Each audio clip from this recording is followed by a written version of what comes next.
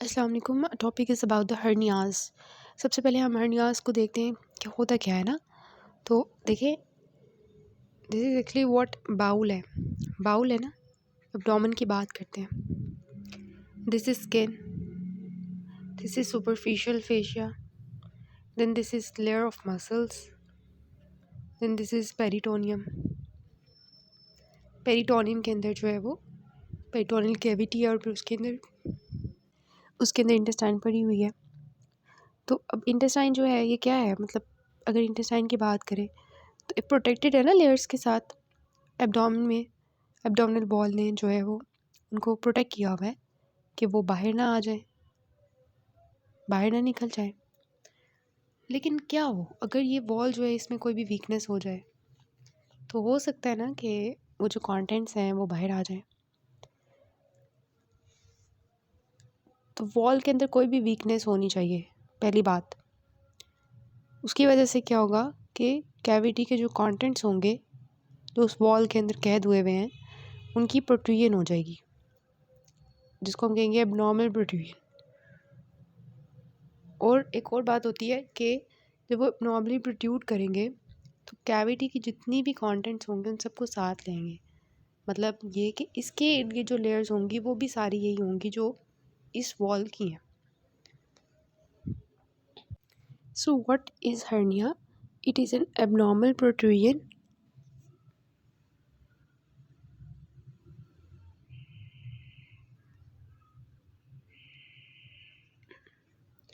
It is an abnormal protrusion of the cavity contents through a weakness in the wall of the cavity। तो आपसे hernia की बहुत ज़्यादा definition पूछी जाती है क्योंकि लॉन्ग केसेस मोस्टली हर्निया के मिल जाते हैं सर्जरी में। And they ask you for the definition of hernia and you have to tell them the exact definition. So first of all is the abnormal protrusions of the cavities contents. कहाँ से? Weakness in the wall of the cavity से, but takes with it all the linings of the cavity. Cavity की जो भी linings मैंने आपको बताई हैं वो सारी साथ ही ले आएगी। कैविटी के कंटेंट से बाहर निकलेंगे तो सारी की सारी जो कैविटी की लाइनिंग्स होंगी उनको साथ ले आएंगी। कहाँ से? Weakness in the wall of cavity. Weakness in the wall of cavity कैसे हो सकती है? वॉल में क्या किस तरह से वीकनेस हो सकती है?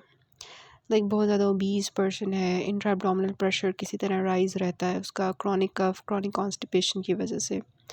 तो कफ की वजह से वैसे भी आपको पता है कि अगर बहुत ज़्यादा खांसी हो तो उससे क्या होता है, ऐसे आपको लगता है ना कभी बहुत ज़्यादा खांसी होता है, ऐसा लगता है सारा कुछ बाहर आने वाला है। तो जो है वो ऐसे पेट जो है वो मतलब ऐसा लगता है वो सारा कुछ बाहर आ रहा है। So that is actually pressure जो कि एब्डोमेन के अंदर रेज हुआ हुआ है and it is actually causing the contents to protrude out through the weakness. So वो वॉल जो होती हैं वो वीक हो जाती है ना ऐसा ऐसा। तो इस तरह से सो वीकनेस होनी चाहिए, that is very necessary for the hernia to be formed.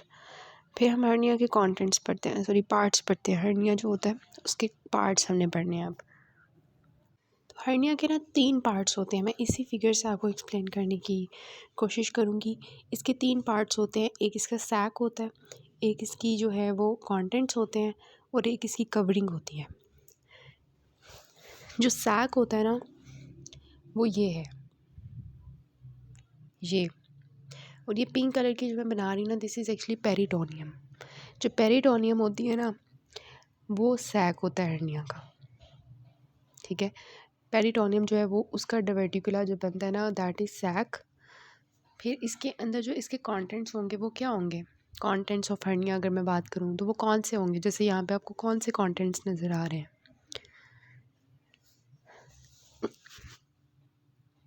Loops of intestine.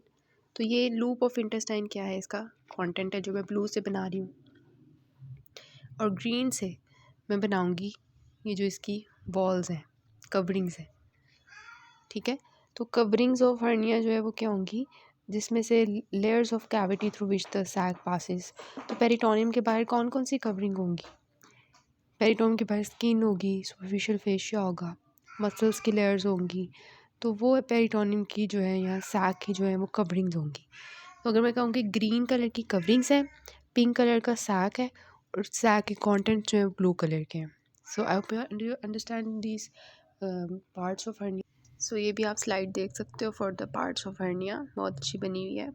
सो ये पिक्चर देखें, इसमें सैक आपको दिखाया हुआ है which is the diverticulum of the peritoneum, dark brown colour का। कंटेंट्स ऑफ सैक बताए हुए हैं। अगर ये इम्पॉर्टेंट है कि अगर जो है उसमें कुछ भी नहीं होगा ना, कोई भी कॉन्टैक्ट नहीं होगा, तो दैट इज़ पीडियाट्रिक हर्निया। अगर उसमें ओमेंटम होगी तो उसको हम कहेंगे ओमेंटोसील। अगर उसमें इंटेस्टाइन होगी तो उसको हम कहेंगे इंटेरोसील। अगर कंटेंट्स जो हैं उसमें यूरिनरी ब्लैडर होगा, ओवरी हो सकती है, मैकल्स डाइवर्टिक्यूलम अगर होता है ना तो इसको हम लिटरल्स हर्निया कहते हैं। ये भी आपका एमसीक्यू होता है। अपेंडिक्स भी हो सकती है। कवरिंग्स जो होती हैं वो लेयर्स ऑफ एब्डोमिनल वॉल से ड्राइव होती हैं। सो ये हमने पार्ट्स ऑफ हर्निया के बारे में डिस्कस कर लिया। इसमें ये जो हमारी होती है ना इसकी सैक, इसके फर्दर पार्ट्स होते हैं। पार्ट्स इंपॉर्टेंट होते हैं कि सर्जरी करनी हो ना तो उसमें हमें पता होता है कि ये पार्ट है, हमने इसका क्या करना है। तो इसके ये जो बिल्कुल जैसे आपको पता होगा गॉल ब्लैडर हमने देखा था ना, गॉल ब्लैडर ही समझ लें इसको। तो गॉल ब्लैडर की जो बॉडी होती है, एक उसकी फंडस होती है, नेक होती है, इसी तरह इसकी भी फंडस होती है, बॉडी होती है, नेक होती है, और नेक के जो ओपनिंग होती है अंदर की तरफ दैट इज़ माउथ। तो ये है इसके कंटेंट्स, इसके पार्ट्स हो गए। उसके बाद हमने इसकी क्लासिफिकेशन करनी है। तो क्लासिफिकेशन होती है कि ये हर्निया जो है ये रिड्यूसिबल भी हो सकता है, इरिड्यूसिबल भी हो सकता है, ऑब्स्ट्रक्टेड हर्निया हो सकता है, स्ट्रैंगुलेटेड हर्निया होता है। क्लिनिकल क्लासिफिकेशन है, मतलब क्लिनिकली अगर आप देखें पेशेंट को तो रिड्यूसिबल हर्निया ये होता है कि जिसको हम रिड्यूस कर सकते हैं। या तो पेशेंट खुद रिड्यूस करेगा या सर्जन रिड्यूस करेगा। ठीक है, पहले पेशेंट को ना हम जब हर्निया का पेशेंट आता है तो हम उसको बिल्कुल सीधा खड़ा करते हैं। ठीक है, सीधा खड़ा करते हैं और फिर हम उसको कहते हैं खांसी करो। जब वो खांसी करता है तो वो जो हर्निया होता है ना वो बाहर की तरफ आ जाता है। ठीक है, बाहर निकल जाता है खांसी करने की वजह से, क्योंकि इंट्रा एब्डोमिनल प्रेशर राइज होता है। फिर हम प्रेशर के साथ, हाथ के साथ उसको मैनुअली जो है ना प्रेशर अप्लाई करते हैं बाहर से, वो रिड्यूस हो जाता है, वापस अंदर चला जाता है।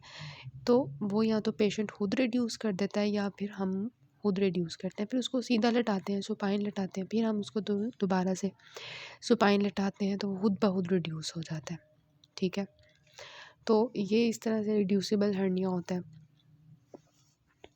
और इसकी एक्चुअली ना एक बहुत अच्छी clinical examination point of view से जो आपकी ऑस्पी में आपके जो एग्जामिनेशन वीडियोस हैं वो मैंने आपको लिंक शेयर कर दूँगी नीचे हर्निया के लिए डिस्क्रिप्शन में। तो वो आप देखें, उसमें हर्निया की एग्जामिनेशन का बहुत अच्छा एक वीडियो उन्होंने बनाई हुई है। तो वो आप बहुत ज़रूर देखिएगा, आपके लिए जो है वो लॉन्ग केस में बहुत हेल्प करेगा that how you will examine for hernia. But obviously जब आपको हर्निया का चैप्टर आ जाएगा ना फिर आप वो वीडियो देखिएगा, क्योंकि उसके बगैर नहीं समझ आती। ठीक है, तो उसको मैं बिल्कुल जो लास्ट वीडियो होगी ना हर्निया की उसकी डिस्क्रिप्शन में ऐड कर दूँगी। उसमें आपको वो बताएंगे कि कैसे हम पेशेंट को कहते हैं खांसी करो तो वो हर्निया बाहर आ जाता है, हम उसको हाथ के साथ रिड्यूस करते हैं, तो अगर वो रिड्यूस हो जाता है तो दैट इज़ रिड्यूसिबल हर्निया। और अगर हम जितनी मर्ज़ी उसके ऊपर प्रेशर अप्लाई कर लें वो रिड्यूस नहीं होता तो that is irreducible hernia. Obstructed hernia क्या होगा कि वो ऑब्स्ट्रक्टेड हो जाएगा ना, लेकिन ऑब्स्ट्रक्टेड और स्ट्रैंगुलेटेड में ये होता है डिफरेंस के ऑब्स्ट्रक्टेड हर्निया में ना उसकी ब्लड सप्लाई कॉम्प्रोमाइज़ नहीं होती, जबकि जो स्ट्रैंगुलेटेड होता है ना उसमें उसकी ब्लड सप्लाई कॉम्प्रोमाइज़ हो जाती है हर्निया की। ज़्यादातर जिन हर्नियाज़ की नेक जो है ना, जिनकी सैक की नेक जो है वो बहुत पतली सी नैरो सी होती है, उनके ज़्यादा चांसेस होते हैं कि वो ऑब्स्ट्रक्ट हो जाएंगे या स्ट्रैंगुलेटेड हो जाएंगे। तो जब भी उसकी ब्लड सप्लाई कॉम्प्रोमाइज़ होगी तो आपको पता है कि वहाँ पे गैंग्रीन बनने का खतरा होता है, और जहाँ पे भी इस्कीमिक नेक्रोसिस होगी यू नो दैट ऑक्सीजन नहीं जाएगी, वहाँ पे लैक्टिक एसिड की प्रोडक्शन होगी and that will actually cause pain, a lot of pain. तो इस वजह से पेशेंट को बहुत ज़्यादा, पेशेंट जो है वो colic abdominal pain, nausea, vomiting के साथ आएगा आपके पास। जब आप उसको हाथ लगाने की कोशिश करेंगे, एग्जामिन करने की कोशिश करेंगे, पेशेंट को इतनी दर्द होगी, टेंडर होगा, आपको हाथ नहीं लगाने देगा। इस वजह से ना तो वो रिड्यूस हो सकता है, ना वो कफ इम्पल्स की वजह से एक्सपेंसाइल होता है, मतलब कि कफ करेगा पेशेंट, वो बाहर भी नहीं आएगा, ना रिड्यूस होगा क्योंकि वो स्ट्रैंगुलेटेड हो चुका है। पेशेंट बहुत तकलीफ़ के साथ आएगा, नोज़िया वॉमिटिंग के साथ आएगा। And strangulated hernia is the one which we have to perform the surgery जल्दी जल्दी, ठीक है, इमरजेंसी। बाकी जो हमारी होती है ये ऑब्स्ट्रक्टेड हर्निया से पहले पहले वाले हर्नियाज जो हैं, इनकी इलेक्टिव सर्जरी होती है कि पेशेंट को हम जो है वो कहते हैं कि आप सुकून के साथ अपनी सर्जरी करवाएं। लेकिन strangulated hernia is the one in which we have to perform the surgery जल्दी जल्दी, ठीक है, एज सुन एज पॉसिबल। फिर हमारे हर्नियाज की डिफरेंट टाइप्स होती हैं। कॉमन टाइप्स क्या है? Inguinal hernia, femoral hernia, umbilical hernia, para umbilical and epigastric hernia. इसकी मैं आपको पिक्चर्स भी दिखा देती हूँ। रेयर में we have the interstitial hernia, obturator hernia, lumbar hernia, great sciatic hernia, सिविजियल हर्निया, पेरिनियल हर्निया। तो आपके माइंड में होने चाहिए कॉमन फॉर्म्स और how we will differentiate. So ये अच्छी पिक्चर थी। देखें, एपिगैस्ट्रिक हर्निया जो है आपको नज़र आ रहा है अपर एब्डोमेन में मिड लाइन के लेवल पे जो है ना, ये आपको नज़र आ रहा है एपिगैस्ट्रिक हर्निया। फिर अम्बिलिकल हर्निया को देखें तो ये बिल्कुल अम्बिलिकस के लेवल पे होता है और इसने अम्बिलिकस की शेप को ऑल्टर किया होता है। फिर we have the inguinal hernia. Inguinal hernia जो है ना, ये इनग्वाइनल जो है कैनाल के पास होती है। इनग्वाइनल कैनाल क्या होती है इसको हम बाद में पढ़ेंगे। इनग्वाइनल हर्निया कहते हैं इसको। Then we have the direct और इनडायरेक्ट होता है। डायरेक्ट और इनडायरेक्ट को कैसे डिफ्रेंशिएट करते हैं वो मैं आपको बाद में बताऊंगी, लेकिन अभी आपने देखना है कि इनकी locations. Then we have the femoral hernia. Femoral hernia जो है ये फेमरल कैनाल के लेवल पे होगा, इसको भी हम एक्सप्लेन करेंगे when we will go through first of all the inguinal hernia, then we will discuss about femoral hernia. Okay, then is the incisional hernia। ये बहुत इंपॉर्टेंट होता है कि पहले से किसी की सर्जरी हुई थी और उसके बाद उसको हर्निया हो गया, दैट इज़ अब आपको डिफरेंस आना चाहिए इंसिजनल हर्निया और रिकरेंट हर्निया का। रिकरेंट हर्निया ये होता है कि पहले किसी को हर्निया था, हमने सर्जरी की, दोबारा हर्निया हो गया। लेकिन एक पर्सन है जिसको पहले हर्निया नहीं था, हमने किसी और वजह से उसकी सर्जरी की थी, लाइक उसका सी सेक्शन हुआ था या किसी और वजह से उसकी एब्डोमिनल सर्जरी थी, अब उसको पहली दफ़ा हर्निया हुआ है, तो that is incisional hernia. Incisional hernia mostly इस वजह से होते हैं, जैसे हमने पेरनेसाइटिस की सर्जरी देखी थी, पेरनेक्टमी, उसमें मैंने आपको बताया था कि ट्रांसवर्स एब्डोमिनस मसल जो होता है ना, वो उसके फाइबर्स जो हैं वो बाकी फाइबर्स से, एक्सटर्नल ओब्लिक और इंटरनल ओब्लिक के फाइबर्स से ना, उनका 90 डिग्री का एंगल बन रहा होता है। तो हम अगर उसकी डायरेक्शन ऑफ फाइबर्स में उसको ना काटे ना मसल को, उसमें जस्ट हमें विंडो क्रिएट करनी होती थी, तो that can result in incisional hernias. तो ये पेशेंट की इसमें सर्जन की जो सर्जिकल टेक्निक है वो अच्छी नहीं होती, सर्जन को ऑपरेशन उसने अच्छा परफॉर्म नहीं किया होता, which can result in incisional hernias, ठीक है। इसको हम ट्रोकार हर्निया भी कहते हैं या आइट्रोजेनिक हर्निया, जो डॉक्टर्स करते हैं, सर्जन्स करते हैं उनका। अम्बिलिकल हर्निया के साथ अगर होता है पैराअम्बिलिकल hernia. So these are the types of hernia: inguinal hernia, femoral hernia, umbilical hernia, paraumbilical hernia, epigastric hernia, incisional hernia. On the basis of locations हम बात करें अभी फ़िलहाल। So first of all we will discuss about inguinal hernia. So inguinal hernia को समझने से पहले पहले आपको आनी चाहिए इसकी anatomy बहुत अच्छे तरीके से। So we will first go through that in which we will discuss about some points. आपने points अपनी बुक में लिख लेने हैं।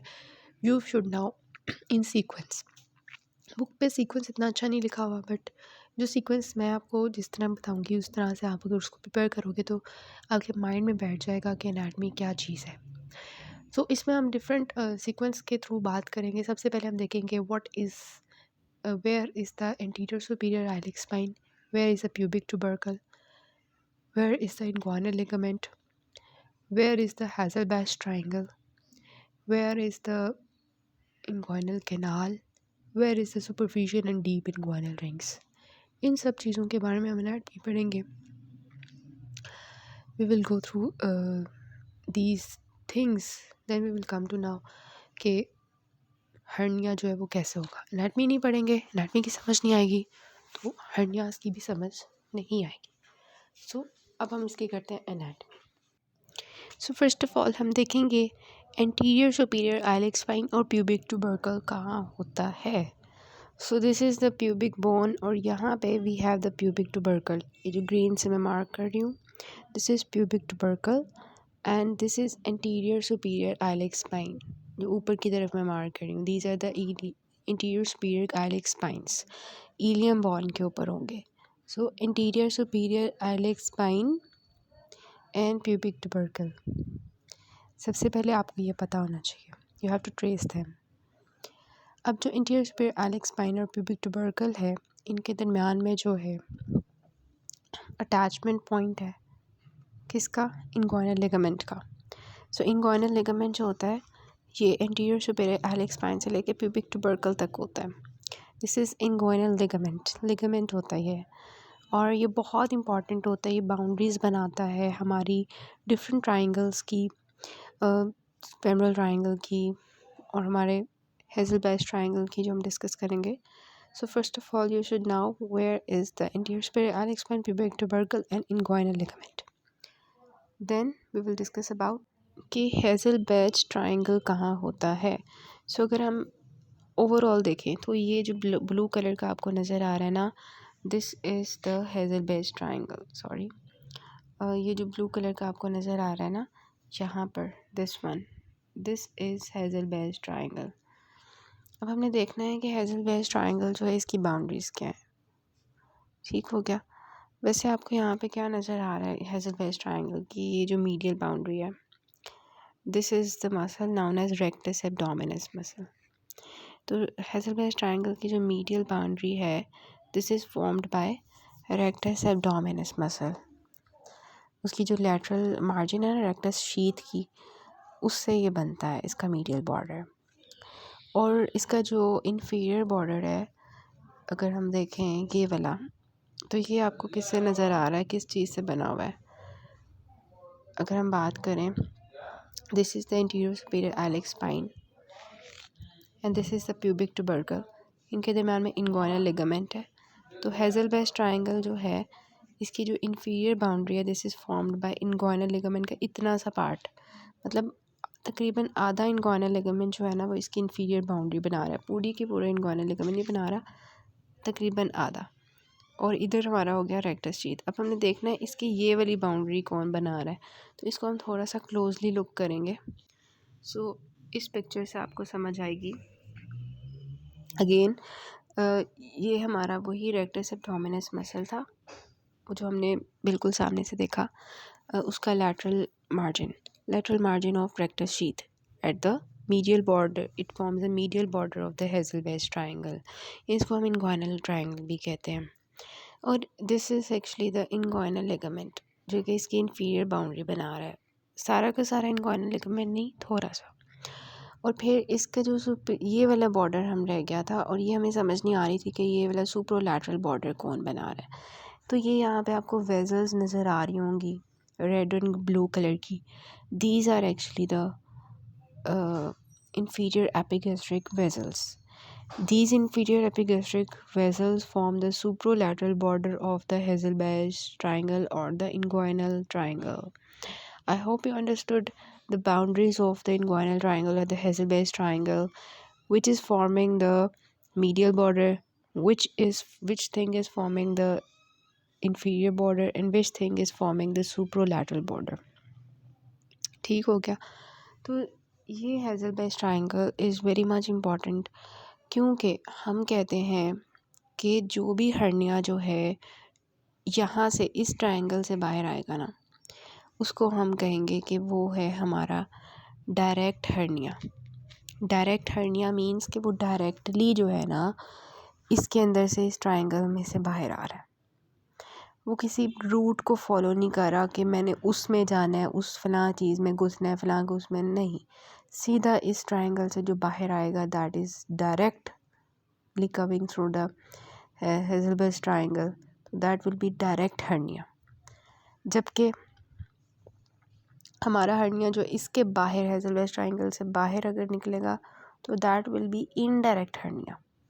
ठीक है, उसको हम देखेंगे कि वो इनडायरेक्ट हर्निया जो है वो कैसे बाहर आता है, लेकिन ये आपको सबसे पहले पता होना चाहिए। कि what is direct hernia and what is indirect hernia. Direct hernia coming through the Hazelbase triangle or the inguinal triangle. Indirect hernia जो कि Hazelbase triangle से नहीं निकलता, वो हमारा एक रूट फॉलो करता है, वो हम देखेंगे, वो inguinal canal से निकलता है दरअसल, ठीक है। तो जो है ना, ये सबसे पहले we should know this thing. और इसके अलावा ना इंफीरियर एपिगैस्ट्रिक वेसल जो है ना, ये इसलिए इम्पॉर्टेंट होती हैं, एक इसका बहुत इम्पॉर्टेंट फीचर होता है कि जो हमारा हेज़लबेस ट्रायंगल से हर्निया निकलेगा वो कौन सा था, डायरेक्ट था या इनडायरेक्ट था? डायरेक्ट था, ठीक है। तो ये वाला जो है, मतलब इंफीरियर एपिगैस्ट्रिक वेसल्स से रिलेटेड रिलेशन अगर हम देखें तो जो हेज़लबेस ट्रायंगल से हर्निया निकलेगा वो इंफीरियर एपिगैस्ट्रिक वेसल्स के मीडियली है या लैटरली है? इस पिक्चर को देख के बताएं। जो हेज़लबेस ट्रायंगल से हर्निया निकलेगा वो इंफीरियर एपिगैस्ट्रिक के मीडियली है या लैटरली है? मीडियली है, ठीक है। It means that the hernia which is actually medial to the inferior epigastric vessels is the direct hernia.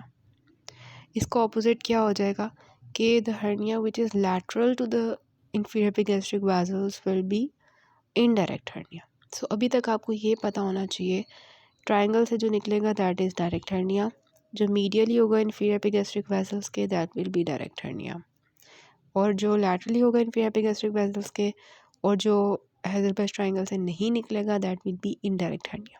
ठीक हो गया, इतनी बात सबसे पहले you should be cleared about. अब हम बात करेंगे as I said later earlier के एंटीरियर सुपीरियर स्पाइन का आपको पता होना चाहिए, बर्कल का पता होना चाहिए, इनगुइनल लिगामेंट का पता होना चाहिए, then you should know about Hesselbach triangle. ये चीज़ें हमने डिस्कस कर ली। अब हमने बात करनी है where is superficial inguinal ring, where is deep inguinal ring and where is the inguinal canal. ठीक हो गया। अब यहाँ पर जो है ना हम देखते हैं, so first of all, before understanding the superficial and deep inguinal rings, you should be clear about the walls of the abdominal layers of the abdominal wall. So first of all is the skin, as you can see here. Then is the superficial fascia, which is known as fascia camper. Then is the superficial fascia scarpa. तो superficial fascia की दो layers होती हैं, superficial fascia, fascia camper और fascia scarpa. Then we have the external oblique muscle, then we have the internal oblique muscle, then we have the transverse abdominis muscle, then we have the transversalis fascia, then we have the peritoneum. ठीक है, ये layers 7 layers आपको clear होनी चाहिए।